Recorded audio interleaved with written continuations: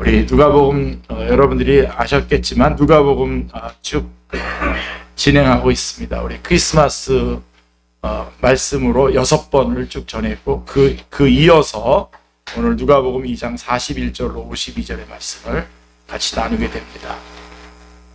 자, 우리는 예수님을 만나고 예수님을 우리 삶의 주인으로 믿고 영접하는 순간부터 예수님을 따르는 자들이 됩니다. 본문에는 예수님의 육신적 부모가 등장하지만 예수님이 하나님이라는 교리적 관점에서 보면 그들도, 예수님의 부모님들도, 육적인 부모님들도 예수님을 따라야 할 사람들입니다. 하늘 아버지인 하나님께서 예수님의 인간적 성숙의 시기를 요셉과 마리아에게 일시적으로 맡긴 것으로 볼 수 있습니다. 본문은 이러한 시기에 예수님이 그 부모와 함께하며 성숙해 가는 모습을 증거합니다.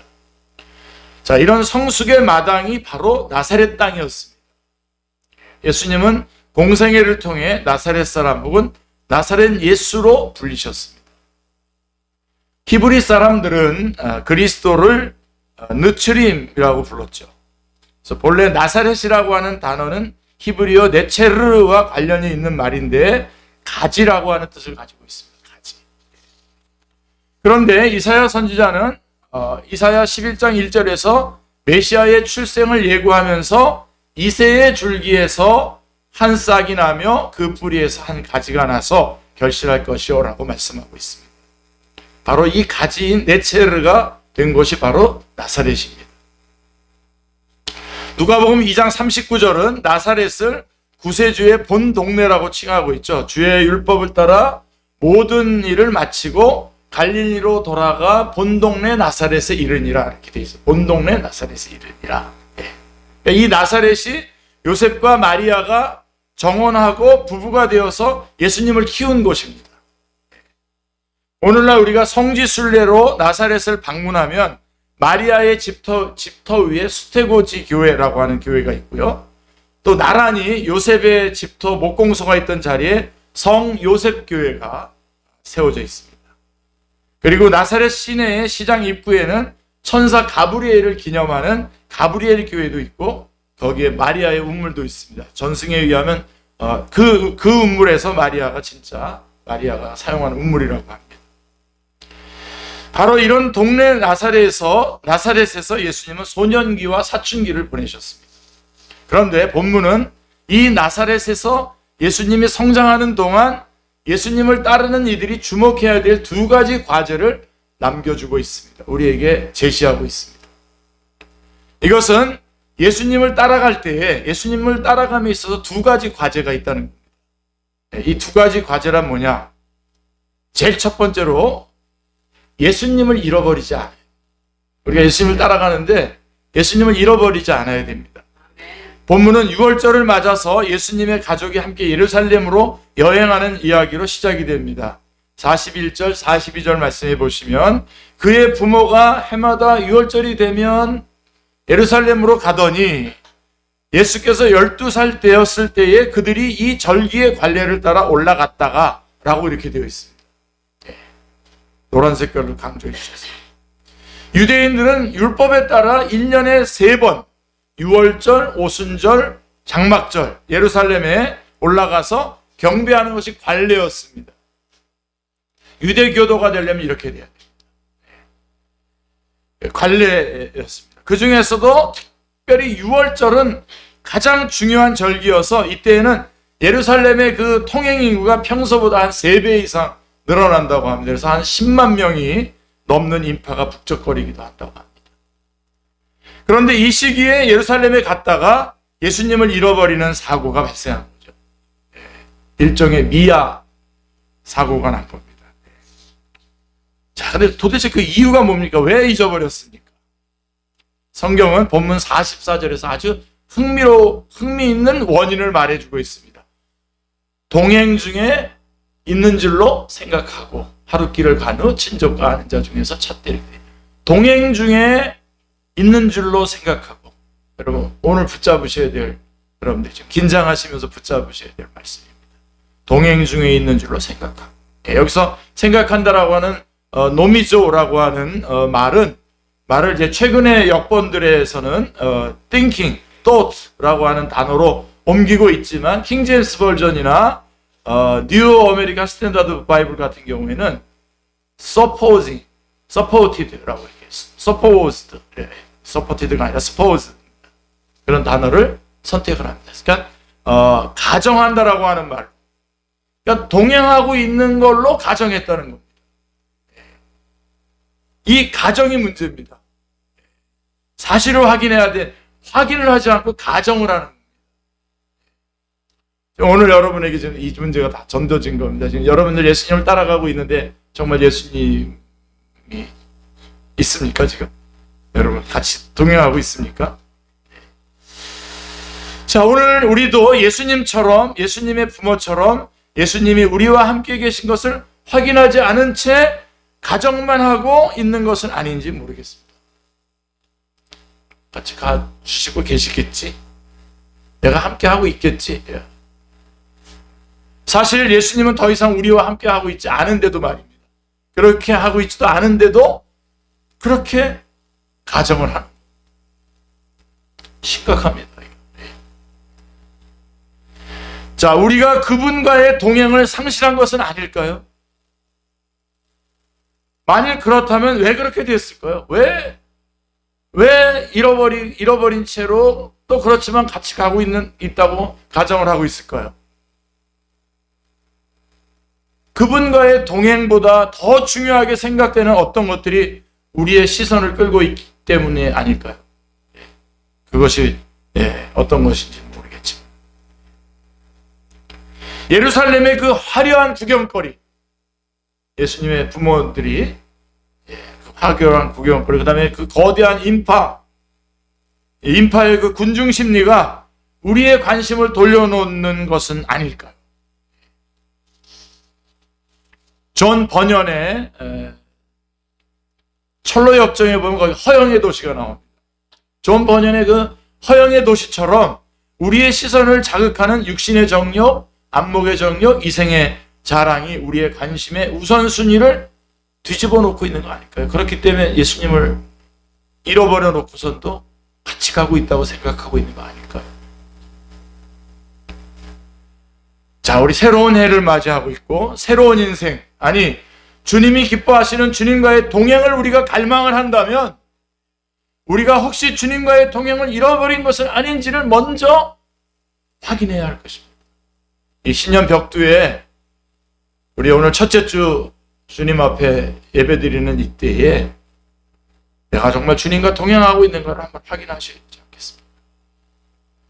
자, 며칠 후에 다시 예루살렘 성전으로 돌아와서 예수님을 찾은 요셉과 마리아가 어찌하여 우리에게 이렇게 하였느냐라고 48절에서 물어봤을 때에 예수님의 대답은 무엇입니까?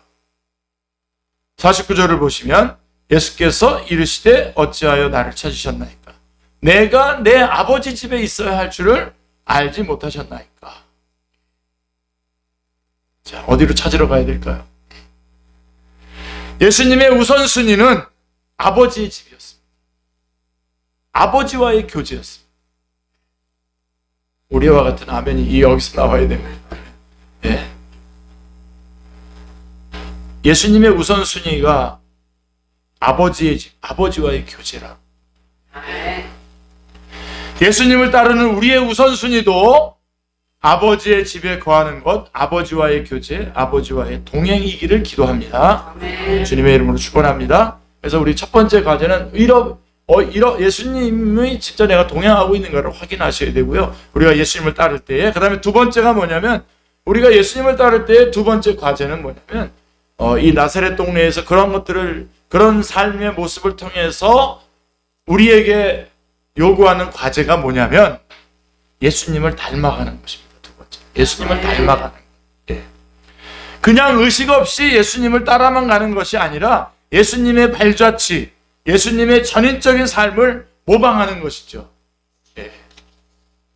예수님의 나사렛에서의 삶을 본문은 한마디로 뭐라고 얘기하냐면 순종의 삶이라고 증언하고 있습니다. 51절에 보면 순종의 삶. 예수께서 함께 내려가서 나사렛에 이르러 순종하여 받드시더라. 그 어머니는 이 모든 말을 마음에 두니라. 이렇게 말씀하고 있습니다.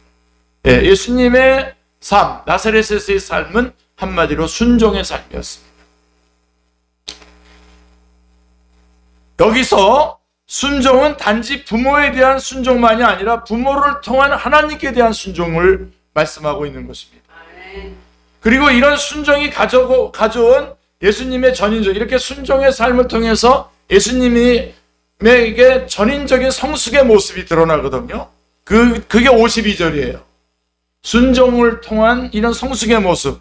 예수는 지혜와 키가 자라가며 하나님과 사람에게 더욱 사랑스러워 가시더라. 여기에 다 들어가 있어요. 자, 그러니까 우리가 닮아가야 할 예수님의 성숙의 4가지 차원이 있는데요. 첫 번째가 신체적 성숙입니다. 신체적 성숙. 예수는 키가 자라가며 이렇게 돼 있어요. 52절에 예수는 키가 자라가며 라고 했습니다. 앞부분에 누가복음 2장 40절 말씀에도 한번 증언이 나오는데 아기가 자라며 강하여지고 라고 말씀하고 있습니다. 예수님도 육체적으로 건강하게 성숙해 가셨다는 것입니다. 어린아이 시절에는 물론 건강한 성장이 중요합니다. 자, 그렇다면 다 자란 성인들에게는 이 말씀이 어떤 의미일까요, 우리에게? 우리 다 성숙해진 다 자란 우리들에게는 어떤 말씀의 의미가 있을까요, 여기? 성경은 그리스도인의 몸을 뭐라고 말하죠? 성전이라고 말합니다. 최근에 이 말씀 여러 분한테 듣고 있는데 성경은 그리스도인의 몸을 성전이라고 가르칩니다. 요즘에 하는 무슨 어떤 건강과 관련된 모든 것들을 우리 그리스도인들은 뭐로 봐야 되냐면 성전 관리라고 보고선 보셔야 됩니다. 그렇지 않으면 다 건강주의로 빠지고 잘못된 길로 가게 됩니다.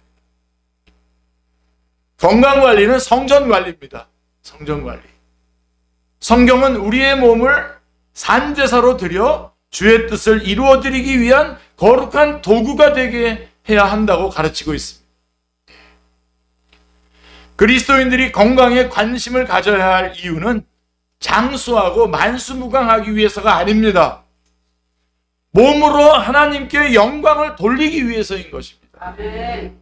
오늘날 건강은 우상이 되어 있습니다. 그러나 여러분 기억하십시오. 건강은 중요하지만 건강이 우리 삶의 최종적 목적은 아닙니다. 흔들어 깨워서 여러분 다시 바짝 정신 차리고 자리로 돌아오셔야 됩니다. 건강은 수단일 따름입니다. 건강하게 살기 위해 건강이 중요할 따름입니다. 고린도전서 6장 19절 20절 말씀을 여러분 꼭 기억하시길 바랍니다. 너희 몸은 너희가 하나님께로부터 받은 바 너희 가운데 계신 성령의 전인 줄을 알지 못하느냐. 너희는 너희 자신의 것이 아니라 값으로 산 것이 되었으니 그런즉 너희 몸으로 하나님께 영광을 돌리라. 암송하시고 꼭 기억하시면서 건강과 관련되어서는 항상 이 말씀으로 해석을 해내셔야 됩니다. 몸은 우리의 주인이 아니라 종인 것을 기억하십시오. 우리는 몸을 잘 관리해서 하나님께 영광을 돌리는 삶을 추구할 수 있어야 합니다. 그래서 육체적 성숙을 기하셨고요. 그 다음에 예수님은 정신적 성숙을 성숙하셨습니다. 본문은 또한 10대인 예수님의 성숙을 증언하면서 이렇게 말씀하고 있습니다. 예수는 지혜와 키가 자라가며 지혜가 자라가며 라고 말씀하고 있습니다. 지혜가. 아까 키가 자라가며가 육체적 성숙이라고 한다면 이 지혜가 자라갔다라고 해서는 정신적 성숙을 말하는 것입니다. 40절에서도 지혜가 충만하며 라고 기록하고 있죠.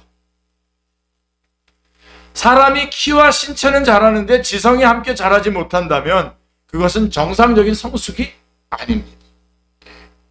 예수님은 그 부모와 함께 예루살렘에 가서 성전을 방문해 그곳에 있던 선생님들과 대화를 나눕니다. 저는 이 장면에서 굉장한 도전을 받습니다. 그들의 말을 듣고 질문을 하십니다. 인간의 정신적 성숙에서 질문만큼 중요한 것은 없죠. 질문을 잘하는 게 참 대단한 지식이죠. 대단한 지혜죠. 우리의 질문에는 지혜가 깃들어 있습니다. 어저께 이렇게 유튜브 하나를 이렇게 보다가 정선희 씨가 나온 그 유튜브를 한번 보게 됐어요. 제가 그분을 참 그분 코미디를 참 좋아했었는데 언젠가 좀 어려운 일도 당하고 그러셨잖아요. 근데 그냥 그분이 그렇게 악플이 막 있는데 잘 안 보지만 또 뭐 제작진과 이런 사람들이 보고 또 알려주고 그런다 그래요. 그래가지고 막 속상하기도 했다 그러는데 나중에 이런 말을 하더라고요. 어떻게 그렇게 했냐 그랬더니 정선이 자기를 다른 사람들이 볼 때에 잘 알지도 못하면서 좋아하는 사람들이 많이 있다는 거예요. 잘 알지도 못하면서. 근데 또 잘 알지도 못하면서 악플을 다는 사람들이 있다는 거예요.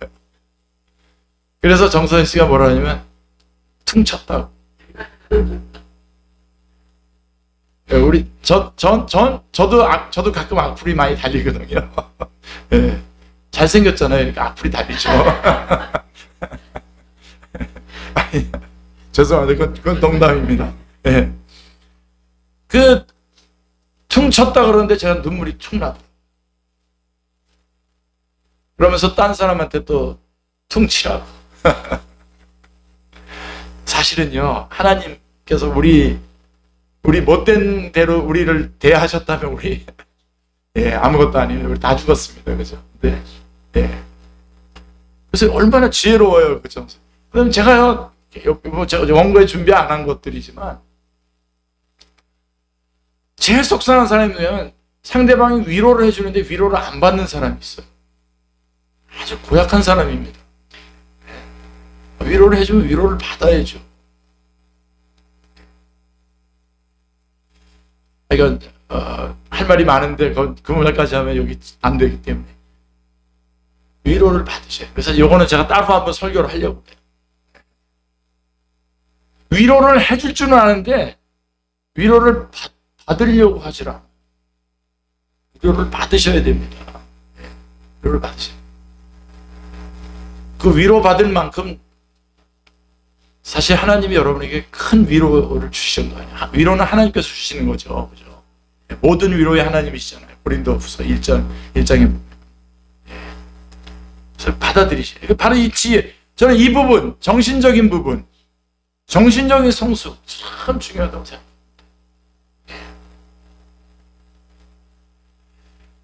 유대인들의 교육법 중에 하나는 자녀나 학생들을 질문을 잘하는 사람으로 키우는 것이죠.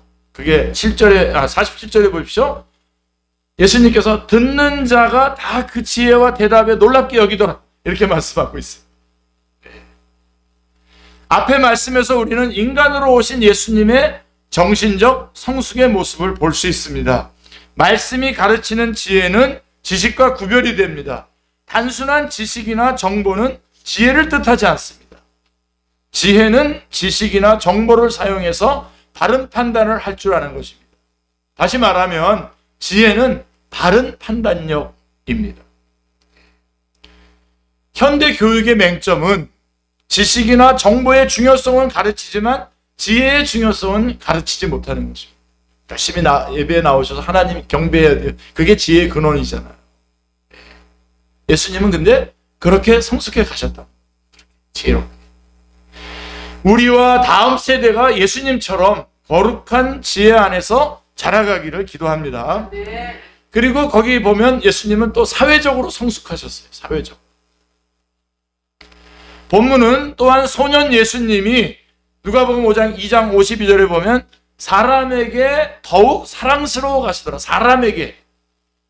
하나님과 사람에게인데 하나님은 뒤에 얘기할 거니까 사람에게 더욱 사랑스러워 가시더라 라고 증언하고 있습니다. 자, 우리는 종종 교회에서는 열심을 내는데 사회나 직장에서는 적응하지 못하는 사람들, 또 사회나 직장에서 기여하지도 못하고 동료들에게 인정받지 못하는 무기력한 그리스도인들을 만나게 됩니다. 교회 와서는 뭔가 다 하고 있는 것 같은데, 대단한 어떤 열정을 부리는 것 같은데, 직장에 가서는 전혀 그런 어떤 영향력을 발휘하지 못하는 거예요. 그리고 마치 그렇게 하는 게 그리스도인의 본래 모습인 것처럼 또 부추기는 사람들도 있잖아요. 그렇지 않습니다. 오늘 말씀을 보고서 여러분 이 부분을 깨셔야 돼요. 한마디로 사회적인 성숙이 없는 사람들이 있어요. 그러나 본문은 뭐라고 얘기합니까? 예수님의 성장 과정에서 하나님뿐 아니라 동료 인간들에게도 사랑스러운 존재로 성숙해 가셨다고 말씀하고 있습니다. 다르게 말하면 사람들에게도 신뢰와 존경을 받으셨다는 것입니다. 그래서 예수님은 산상수훈, 마태복음 5장부터 7장에 있죠. 산상수훈에서 너희는 교회에서 빛과 소금이 되어야 한다라고 하시지 않았습니다. 그렇죠? 어디서요? 세상에서 빛과 소금이 되어야 된다고 하셨습니다. 세상에서. 그러니까 우리의 존재 이유를 증명해야 할 곳은 어디냐? 교회가 아니라 세상입니다. 세상 한복판이어야 한다고 말씀하고 계시는 것입니다. 그래서 예수님이 자라온 고향 나사렛 가정에서부터 부모에게 순종의 삶을 사신 것입니다. 예수께서 함께 내려가사 나사렛에 이르러 순종하여 받드시더라. 그 어머니는 이 모든 말을 마음에 두니라 라고 51절에서 말씀하고 있습니다. 틀림없이 소년 예수님이 아버지 요셉을 도와서 목공일을 하실 때에도 예수님이 만든 그 공예품들은 우수한 질을 자랑했을 것이라고 저는 믿습니다. 굳게 믿습니다. 대충 만들지 않으셨을 겁니다. 오늘 우리가 하는 일을 우리의 이웃이나 우리의 직장 동료들이 믿고 신뢰하고 있습니까? 우리가 하는 일을. 여기에 사회적 성숙의 중요성이 존재하는 것입니다. 그리고 이제 하나 더, 이렇게 다 순종하심으로 말미암아 육신적으로, 정신적으로, 사회적으로 이렇게 성숙해 가셨는데 마지막에는 영적 성숙입니다. 영적 성숙. 계속해서 본문은 예수님이 하나님과의 관계에서도 사랑스러워 가셨다고 말씀합니다. 예수님이 하나님을 사랑했다는 얘기가 아니라 지금 사랑스러워 가셨단 말이에요. 하나님이 보실 때 사랑스러워 가셨다. 이게 되게 어려운 거예요. 여러분들이 누구를 사랑할 수, 여러분의 자녀들 사랑하지만 여러분들이 자녀들로 하여금 사랑을 받습니까? 사랑스럽다고 여겨집니까? 굉장히 어려운 일입니다. 여기 이렇게 돼 있어요. 사랑스러워 가시더라. 하나님의 은혜가 그 위에 있더라. 40절에도 하나님의 은혜가 그 위에 있더라. 이렇게 말씀하고 있습니다. 예수님께서 하나님과의 관계는 언제나 삶에서 우선순위였습니다. 놓치지 마십시오, 여러분들도. 그래서 예루살렘에 가서도 성전을 찾아서 선생님들과 하나님의 말씀을 토론하셨던 것입니다. 그것이 그분의 즐거움이었습니다. 아멘. 최고의 즐거움. 마가복음 1장에서 병자들을 고치고 기적을 행하심으로 예수님의 인기가 충천했던 시절에 그분이 아침에 일찍 일어나자마자 행하신 일이 무엇인지 아십니까? 새벽에 아직도 밝기 전에 예수께서 일어나 나가 한적한 곳에 가서 거기서 기도하시더니 거기 노란 거로 여기 충현행자님이 강조해 줬는데 한적한 곳에 가서 거기서 기도하시더니 그런데 거기 기도하시더니는 위에다 점까지 다 찍어요. 기도하시더니. 예수님의 최우선 순위가 뭐였습니까? 하나님과의 교제, 하나님과의 관계.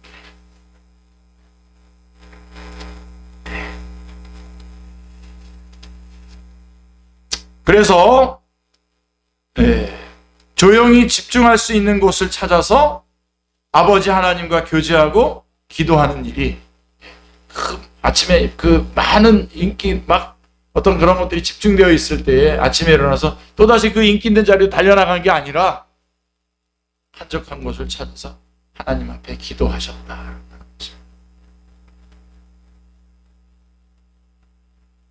그래서 예수님에게는 늘 하나님의 은혜가 충만했고 그래서 그 은혜를 나누는 삶을 사실 수 있었던 것입니다. 요한복음 1장 16절의 증언을 보시면 우리가 다 그의 충만한 데서 받으니 은혜 위에 은혜로라 라고 하는 말씀이 바로 그 말씀인 것입니다. 이러한 은혜를 사모하십시오. 그리하여 우리 안에 주님의 은혜가 충만하고 그래서 그 넘치는 은혜를 이웃들에게 나누는 삶을 사시기를 기도합니다. 신체적으로 정신적 차원뿐만 아니라 사회적 영적 차원에서도 성숙해서 주 예수님을 닮아가는 내일의 삶을 사시기를 기도합니다. 아멘. 그 무엇보다도 주님을 신실하게 따르고 그 주님을 닮아가는 영적 성숙의 진보가 이루어지기를 기도합니다. 아멘. 예수님이 여러분과 지금 함께 가고 있는 것을 다시 한번 분명하게 확인하시고 출발하는 2024년 그리고 남은 생애가 되시기를 주님의 이름으로 축원합니다. 기도하겠습니다. 하나님 아버지, 너무나 감사합니다. 저희가 예수님을 따르는 제자들인데 하나님, 예수님을 놓치고 아직도 예수님이 함께 가고 있는 줄 착각하고 가고 있었는지 모르고 있었던 저희들, 오늘 이 아침에 주님께서 말씀으로 점검해 주시고 다시 한번 예수님을 찾게 하시고 예수님의 그 순종함으로 주어진 그 성숙한 모습들을 저희가 또 닮아가며 또 예수님의 그 발걸음을 뒤따라가기로 결심하는 그런 복된 날 주신 것 감사합니다. 저희들의 남은 생에도 그렇게 살아가는 예수님을 닮아가는 아름다운 복된 생애가 되게 하여 주시옵소서. 주 예수 그리스도의 이름으로 기도드리옵나이다. 아멘.